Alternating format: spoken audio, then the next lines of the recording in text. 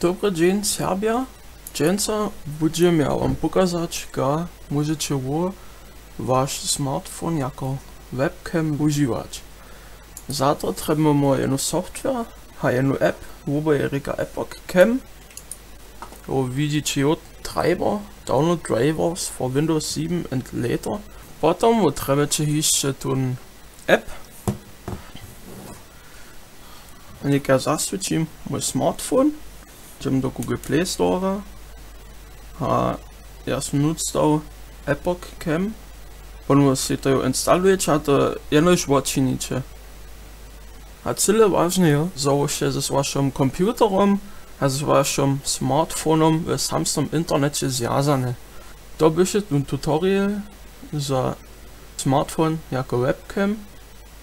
Ja se nadziejam wam je pomohlo.